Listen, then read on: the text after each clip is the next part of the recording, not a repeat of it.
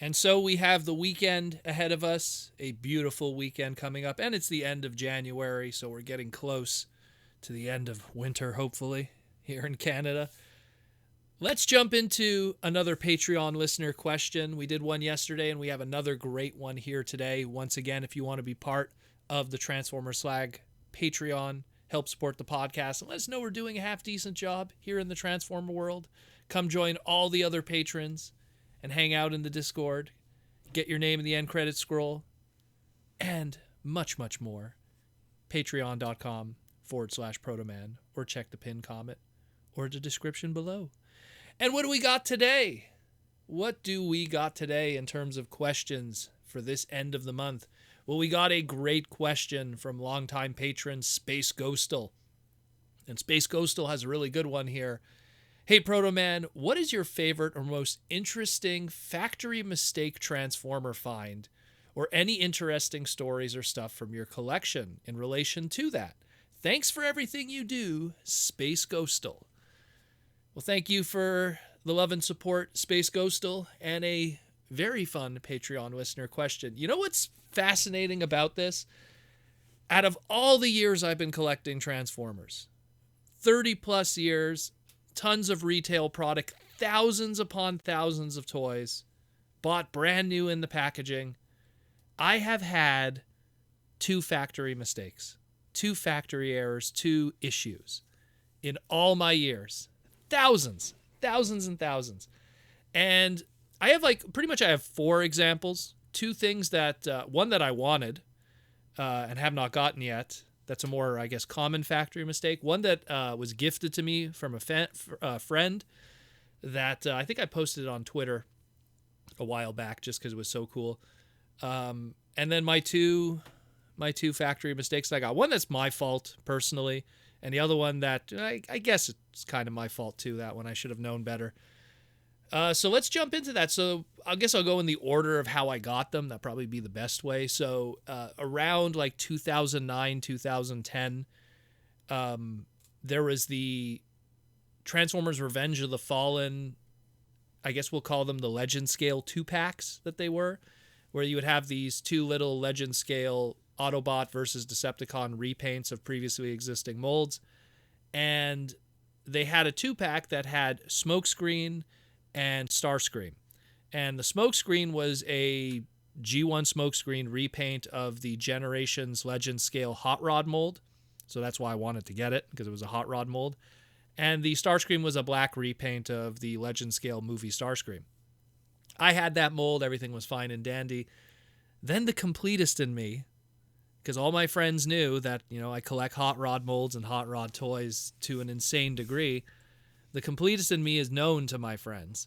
And my buddy Aeronaut, who was at the time was part of TFCon staff, and I still see him all the time at TFCon in Toronto, he contacted me and he said that he found in Walmart a seat, this wasn't a toy swap or something like this, because it was carded and it was sealed. For some weird reason, in the 2-pack of the Starscream and the Smokescreen, there was two Starscreams in there for some weird reason. And he's like, do you want it? And I was like, it's so weird that why would I say no? And it was the Legend Scale one. They're cheap. So I have this really weird 2-pack sealed in the package on the bubble, on the card back, of the black repaint Starscream. And the weird thing is, in the factory they put him backwards. It's very weird. You have to see the image. It's on Twitter. I'll probably post it here in the thumbnail also. But if you want to see it more in high res, just look up, do a search on Twitter for @Protoman, Smokescreen Starscream 2-pack. It'll probably come up, or factory mistake or factory or something. It's very interesting. It's a very funny one. That was and that one I wanted. I wanted that one because it was so weird and so funny. I still have it in my collection to this day. So shout out to Mike, aka Aeronaut, for the awesomeness. The next one I got was my own mistake. I should have checked beforehand. There was a period in my life where I was buying more Transformer toys than I had time to open up. And that was in 2009, 2010, when Revenge of the Fallen, and 2008, 2009, 2010 was probably the most amount of Transformer product that had ever come out at one single point in the entire brand's history. It was the peak of popularity probably that it would ever achieve, at least up to this point, because of the Revenge of the Fallen movie reaching that peak of popularity, regardless of what you think of the movie, just the general fandom and everything. And I was buying so much product that I just didn't have time to open it. And I finally got around to opening most of that stuff over, like, I would want to say like 2012, 2013, 2014, to finally put it all on display and make it look nice and mess with those products. And opening all those Revenge of the Fallen Deluxes, one of them was missing its head. You can't really tell when it's in vehicle mode, but I should have known better. I should have opened it then, but now I can't return it or anything.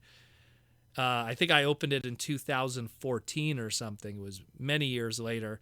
This was Revenge of the Fallen Deluxe Class 2009 Armor Hide. That was a greenish kind of Sector 7 repaint of the first movie, 2007 Deluxe Class Landmine.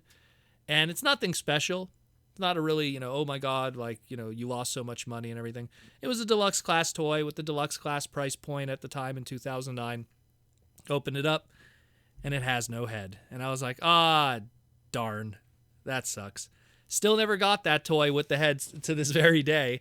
I have it headless in a parts bin somewhere in my house that I usually bring to parts parties and stuff, but I never got that complete Armor Hide. It's one of the few Revenge of the Fallen Deluxes that I'm missing in my collection. No rush, really. Don't go crazy thinking, we got to get Proto Man one now. But I was missing his head, and it's my fault. I should have. Most people, they buy the product, they open it, and then they know if there's something wrong and they could return it or whatever. Not in this case when it's when it's more than almost 5 years later. The second one, too, is another case where this one I should have known better, but because I had such a good track record with it, I never bothered to check. A BotCon exclusive. And I know people are going like, ooh, that sucks. Well, yeah, it is what it is. Going to BotCon for years and years and years, never had problems. Never had problems. All my figures were perfect and everything. But I guess probably it's not too expected in the case of this one. BotCon 2014, the custom class. Now, I have never been able to attend a custom class because they've always been done on Wednesdays and Thursdays at 8 a.m. during that week of BotCon. And me, when I'm going to BotCon, I'm just leaving on a plane to get to BotCon Thursday morning, to get there for Thursday lunch or Thursday evening, depending on how long that trip is. So I'd be lucky if I even get to that Thursday custom class. So I've always missed it, but luckily BotCon in those final years used to give you this option where they'll sell you a pre-built figure from the custom classes, so that way you don't miss out on getting the exclusive figure at least. And I always took advantage of that when that was available to me. And in BotCon 2014, they had the Primal Prime custom class figure, which was this really cool deluxe class Optimus Primal figure that used the mold from Cybertron and the Beast Wars 10th anniversary. They gave it the Primal Prime red and blue colors, the surfboard, the whole 9 yards. Really cool figure. I got it, much like I get all my exclusives, and I don't really open them up until I get home from the convention. I'm too busy hanging out with people, talking with people, down at the bar, at the convention. I'm not really one of those guys that, when the con is done for the day, I go up to my room and open up my toys and play with them. Maybe one or two figures, if it's a certain interesting toy that I really want to check out, but I really don't rip open everything and check everything out. But I should have. When I got home, I opened up my Primal Prime, and lo and behold, he had two right hands. And what sucks about that is he's one of these figures that you kind of need to have one of each hand to kind of hold the surfboard in a certain way to kind of do some cool poses and stuff, and the way it clips in. So my Primal Prime from Custom Class BotCon 2014 has two right hands. And the way I display him in my collection to this day, with all my other BotCon exclusives, is both his hands up in the air, showing his two right hands. What's that JoJo's Bizarre Adventure character has two? I think he has two right hands. Jay Guile or something. It's kind of like that. He just has two right hands. It looks so weird. But that, that sucks. But it is what it is. Again, that was one of those custom class figures. So I think maybe whoever assembled it for the custom class wasn't paying attention and just put two right hands on it. But yeah, again, probably should have known better. Should have checked. And the last one is one that I want to get. Still haven't seen it yet. And it's something that's more of a mass-produced factory mistake, and it's that of the recent Walmart G1 Retro reissue of Hot Rod. All the G1 Retro reissues of Hot Rod, a majority of them were already packaged incorrectly in the package. They have it that the spoiler is predominantly shown in the bubble of the box. They shipped out a majority of them like that. And then like the last couple of shipments, which are much more tough to find, have it packaged correctly where the front end of the car is on the left side instead of hidden behind the box art. I'm trying to find a mint-sealed, 100% never opened, minty condition, retro reissue Hot Rod, correctly packaged. I have plenty of them mispackaged, but none of the correct packaged ones. So if anyone knows if I could find one with the correct packaging, no resealing, no opening up and putting it the other way. I want MISB, mint and sealed package, brand new. I'm anal when it comes to that character, so I'd love to track that out. But that's also one that I'd like to find one day. But amazingly, that's it. That's like literally it. Like thousands of figures I've opened up throughout the years. Never had problems. Just those examples, those two really, one Bakhan one and one Revenge of the Fallen one. It's bound to happen. It's the law of averages. You know, otherwise, like if it's something that's sealed in the package and it has a mistake, I keep it that way because to me it's kind of cool. It's kind of like a nice little like, you know, gimmick to me. I like that kind of stuff, though. Those weird little things in Transformers history, especially when it comes to packaging and stuff from the factory that's a mistake. But I hope that answers your question, Space Ghostal. I know it's not as super interesting. Maybe, you know, oh my God, I, you know, bought a G1 Prime and like it had an Ultra Magnus sealed in there. But, you know, the sad truth is a lot of times with that boxed product, there's so many examples of people swapping toys, which is a whole dirty story in itself. I think I did a segment about it a while back. But, you know, that's kind of different. But like carded bubble stuff is a lot harder to kind of pull that off. I mean, if you actually have the time and energy to like melt the plastic, put it back on and glue it, then that's a whole other story. But I mean, even then it's pretty hard to replicate that and do it properly. So to have some nice carded figures that have those factory errors on it are always an awesome thing.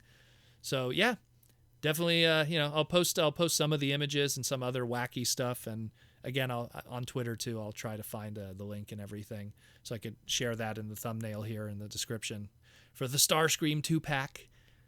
But yeah, I wonder if anyone else get any weird ones, because I mean they're actually kind of rare. You know, they don't really make a lot of mistakes in terms of like, you know, stuff getting unpainted or the wrong head sculpt getting on there. It's very tough for those to kind of spill out there.